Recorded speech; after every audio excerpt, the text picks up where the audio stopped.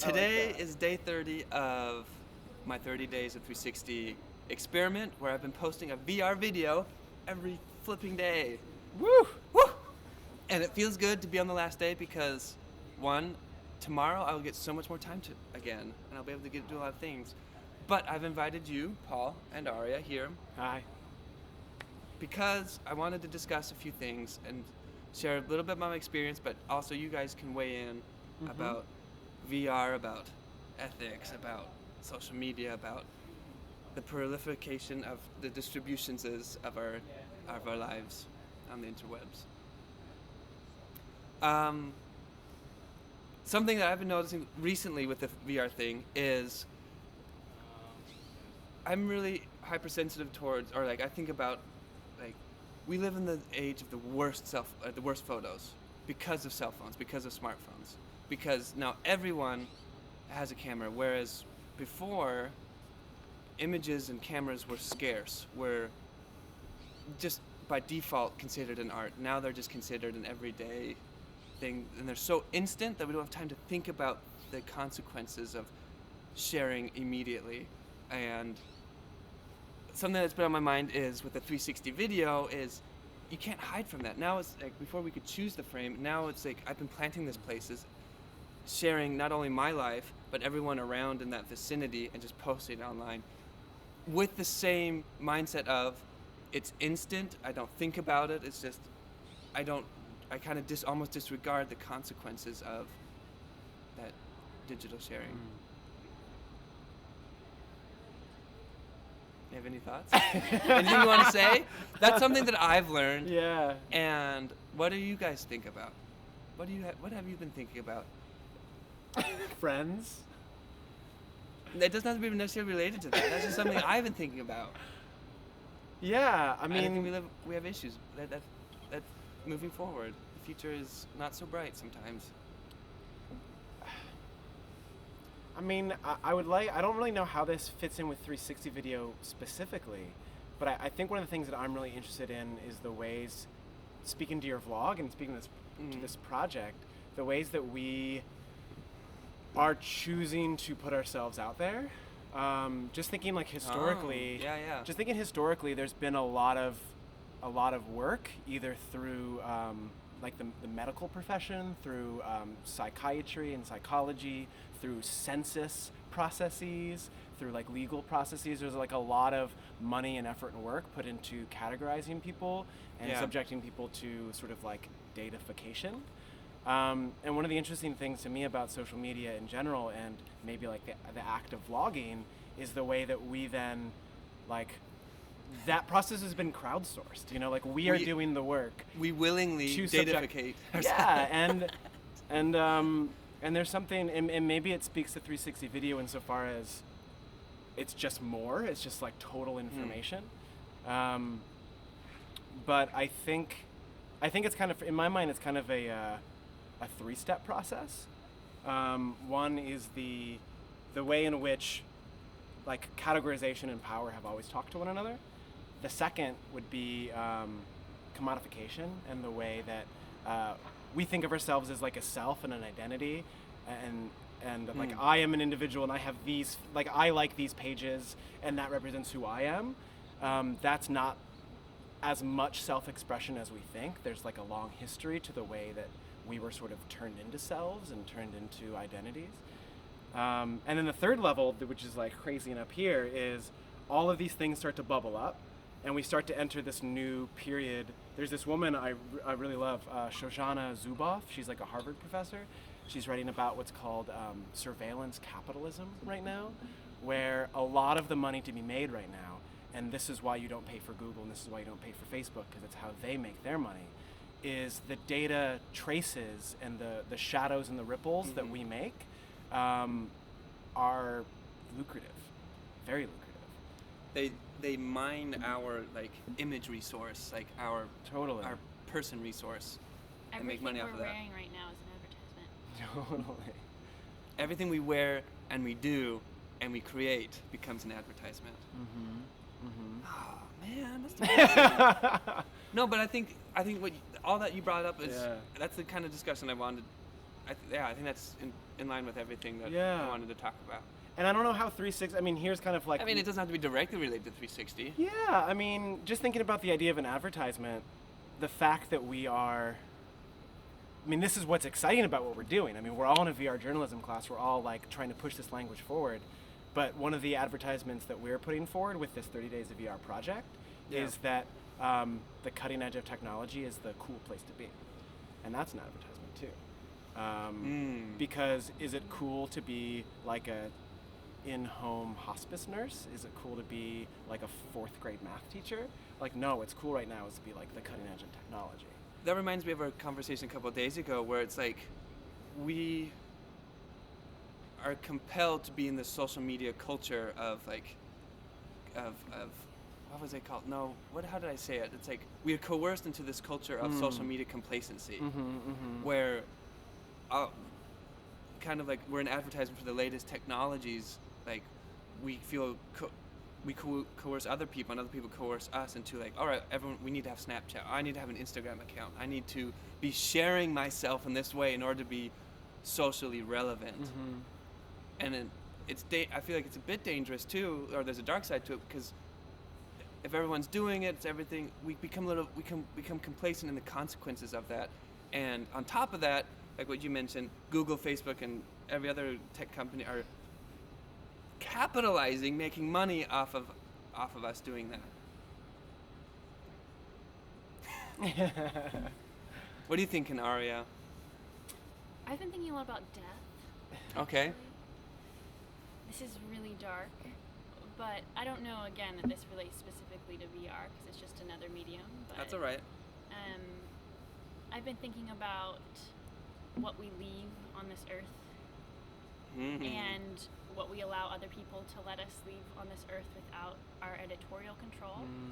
Because there's a lot of like famous writers, for example, who burn all of things they don't want people to see, or artists who burn the stuff that they don't want before they die. They make sure that only their best work gets ever seen because they know that they want to have a name that lasts with a certain. And I've been thinking about how I have absolutely no control over myself as an artist, because I am other people's art in their pieces of video or social media. And therefore, if my identity was mined at any time in the future, not that I'm going to be famous, whatever, like who cares, right? But when you are, yeah. I will have no say. Like, I'm in your VR pieces, there's nothing I can do about that. Like, I'm in your blog, yeah. like, I can sue you in the future someday, but you're like, in probably some tourist's picture. So many every day all over the on world. the Stanford campus, Yeah. Every day walking down the street when I lived in Jerusalem, like every place you're monitored, and like on Facebook it's the same thing. And then when I was a teenager and didn't even know anything about internet literacy and just would post these stupid things, I have found those same phrases I put onto some like activism site on Facebook, on like Chinese sites with my name and my identity listed. Seriously? Like Whoa. somebody keeps track of people's identities online.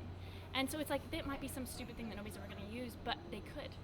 And Right. so I think that's just like, And we knowing that anybody can have that, anybody could be, it's just like, okay, well, I have no control, and you have to kind of like let go. So I've been thinking a lot about like, you have to realize that's not who you are. Like whatever Right. is online is not who you are. And that the people who are going to care are going to have to be able to see past that. Because, for example, there's this whole movement of like immortalization online. Like, people are having their cemeteries now Right. online, and everything about them is that, It's right? sick. It's Right. like their obituary is there, their identity is somehow preserved, and I'm like, I never ever want that. But in essence, I'm building it now. So that's terrifying, because that's not who I am. That's not all of it I put on, and then Yeah. who's going to have a lasting presence and isn't. And then, like, is there going to be some day, which I'm sure there will be, where there's just this wonderful, like, data corruption moment where suddenly all of it's just gone. I have so many responses to that. Are we living in a new paradigm where that's happening? Because, like, let's say 100 years ago, would we be immortalized based on the media that we used? Is that something I'm leaning towards? That something particular to our Well, our what do you mean? our I mean, current age. painters, writers, words, all of that is media. You know, everything that has any lasting Right. communication efficacy. And then on top of that, it makes me think we live in the age of triviality, if that's a word. Yes, that works. Where, like you said, like these mundane things we do are now shared and are saved and shared and accessible by other people. Which makes it Where- so narcissistic. Right. Whereas even a couple years ago or 10 years ago, they weren't interesting, they weren't valuable, but now they are, and now they're saved, now accessible by other people that you don't know that can re-edit, mix, and prolificate or So we live now in a whole world of documentary proliferate. filmmakers. I'm using words that are not real words. Yeah, yeah. That's okay. Proliferate? I said prolificate. I like it though. Yeah, it's working. It's working for us. It Those are does some feel responses like I had to your. everything is editable as well. Yeah. So like,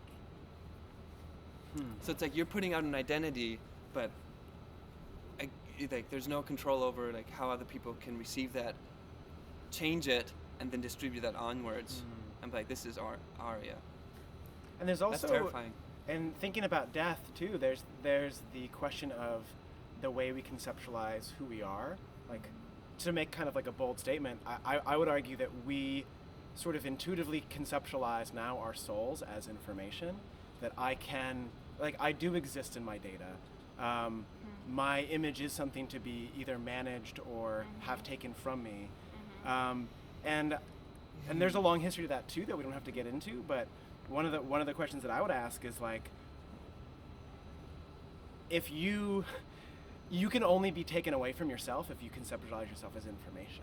Like if you are like the wordless absences in your embodied presence, or like whatever, you know, if you are the silences between your words, well, we don't have technology for that at all. So that can't be touched yet.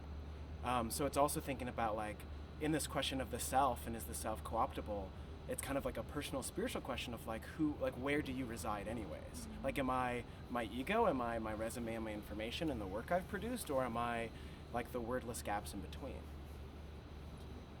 yeah, and is this like, there's so many performers, for example, they're like, my performance is a total facade. Like they have Yeah. managed to handle having that kind of online presence by knowing that it's not really them.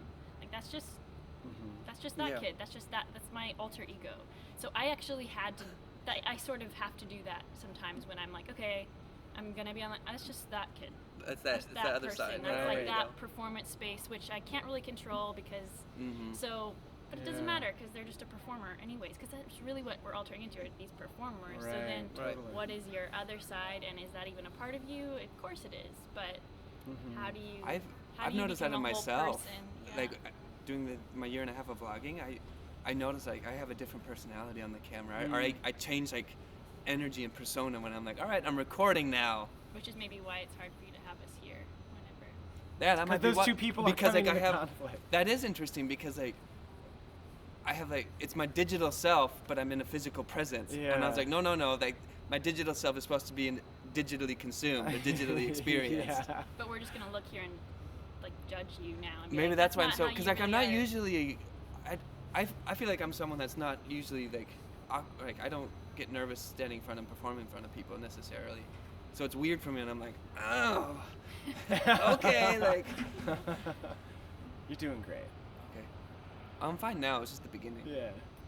But in terms of how it relates to 360, I mean, I think it's just that people aren't used to knowing that this means that everything's in surveillance. So if they walk by, they are now online, potentially as a part of your blog. And this is a manifestation of really these trends and these things we're picking up on, like the fact that this is 360, like this omnipresent eye. That omnipresent eye has been existing already, but now this is like a physical manifestation of where technology is and where it's going to be going, the omnipresence. So I feel like in talking about, like concluding my 30 days of 360 and talking about kind of our digital environment in today's world, we have to be particularly mindful of how we manage our identities, but also how we share them.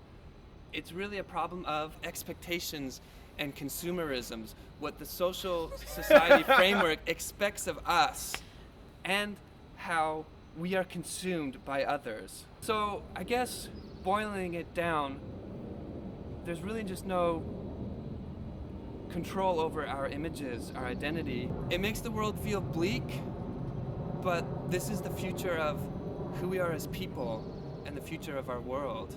What? Get him! Get him! Get him! Get him! This is not the future of our world. We have agency of some import. I can do parkour.